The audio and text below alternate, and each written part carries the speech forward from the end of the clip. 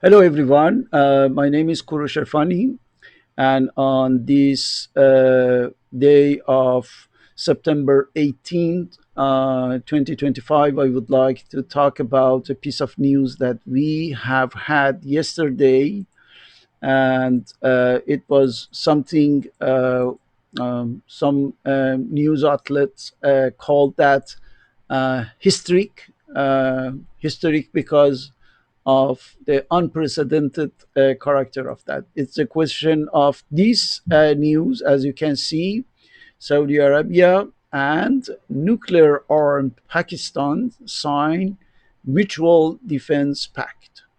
So it's a very important one because in a statement that had been published yesterday, we can see that is stated uh, any aggression against either country shall be considered an aggression against both.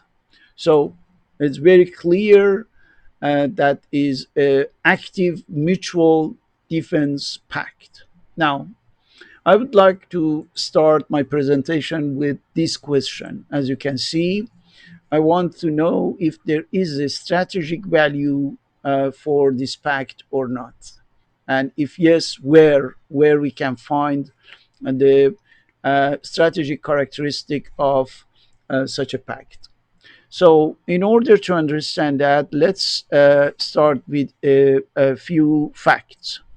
The first one, we know that after the Israeli attack on Doha in Qatar on September 8th, we got a kind of wake up call among all the countries of the region, including all the Arab countries and also the Muslim countries. And the reason for which a few days after there was a huge summit of these Arab and Muslim countries with 51 countries was effectively the shocking and surprising aspect of this attack. That's the first fact. The second is that based on what happened, there is no more trust on Western countries right now by the Arab countries. And of course, they don't trust anymore all the promises that had been given by Israel through the Abraham Accords and so on. So, no more trust at all. That's why we have the third fact, which is that from now on, which means afterwards, in the following of the Israeli attack, the Arab countries started to see and to treat Israel as their enemy. So this is a word that they didn't use. The Arab countries didn't use this term for decades, but now they are insisting on that, and even it is used by a country that has a pact with Israel, which means Egypt, effectively. Al Sisi used this word. So let's continue with our facts. The fourth one is the Arab and Muslim countries start treating Israel not anymore as only a potential threat, but as an active threat, active enemy, an enemy that wants to destroy them, but not potentially, but actively, actually, right? And that's a very important paradigm shift in the equation of the relationship between these countries with Israel. Another fact is that the USA, as the most important military and political force in the region, is no more trusted by the Arab countries. They don't see the United States anymore as a friend, but as a friend of their enemy, right? And that's a modification of label, but also of the calculation. And we can talk about the last fact. Now there is a dynamism. There is a dynamism to create something and this dynamism is not only created, but also it's going to expand. And the objective of this dynamism is to neutralize somehow, somewhere, Israel. So the objective is not just to kind of showcase or show off, but to get to an objective, and the objective is how to neutralize the enemy, right? Israel.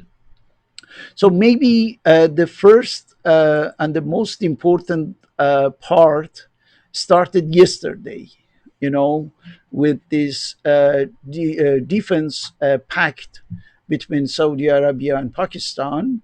And as you can see, the news outlets start to see that as a watershed moment, as a turning point for the region, right? And there are few, at least, some specifics in this pact that I would like to enhance in the following part of this presentation. We can start with this specific with the idea that Pakistan is the only Islamic country, the sole one, right? Uh, that possesses nuclear arms. There is no other countries among the 51 Arab and Islamic countries that can have that, right? Iran, Egypt, Turkey, they are important military power of the region, but they don't have the nuclear arm, right? The atomic bombs. So Pakistan has this specificity and this privilege for now. The second is that, on the other hand, in this pact, you have the Saudi Arabia, which is the most powerful, the richest economy among the Islamic or Arab countries, right? A huge economic force. So that's why, if we combine these two specifics, these two characteristics, we can see that it's a matter of a new force that is there, you know, to the fullest and operational, and it's very hard to compete with that nuclear arm plus billions and billions of assets. So this is not something that we can dismiss or under evaluate, right? So these combination can change effectively the configuration of the power in the Middle East, which means from now on we have an entity, we can say, that can become operational immediately if necessary, and can affect all the elements in the region, economic or military or political elements, and so on. So that's why it's a really important change that we have had yesterday through this pact. So from now on, one can imagine that how other Arab countries, is Arab here is there is a misspelling, other Arab countries or other even regional powers like Turkey, like Iran, like Egypt, can come and join this alliance. The core, of course, is the Pakistan and then Saudi Arabia, but other Arab countries can come to join that. And also, with these three powers, what we are going to get, that would be an Arabic-Islamic NATO, something that would become a competitor for the Western NATO, right?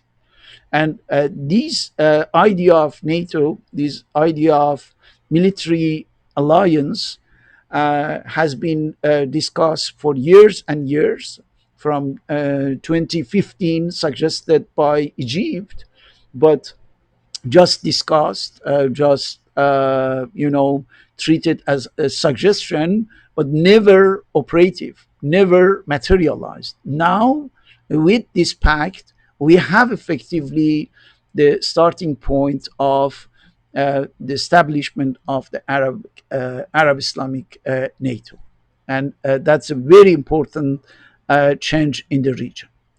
So from now on, we can say that Israel is started to be isolated, and the reason is that is committing one miscalculation after another one, and it continues on that. It's insisting on that, Israel.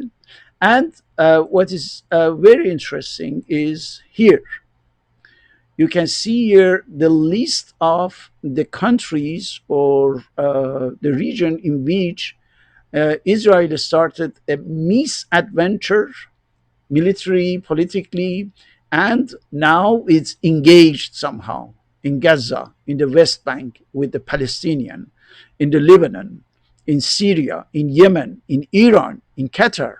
Seven different countries where Israel is engaged politically and militarily in terms of turmoil, disturbance, burden, and a lot of difficulties that follow from the miscalculation. Now, if we add to all these to this list, if we add also the presence, the emergence, the birth of an Arabic-Islamic NATO, we can imagine what is waiting for the future of Israel. So that's why I would like to finish this presentation by saying that it seems, if it's not exaggerated, it seems that talking about Israel is actually talking about a dead country walking. You know, Israel can be seen as a dead walking country than anything else. It's a country that had been doomed by itself to disappear or to be defeated somehow. And when I am talking about Israel, I am talking about the Zionist Israel. Of course, a civil society of Israel can be a part of, this undertaking by other countries.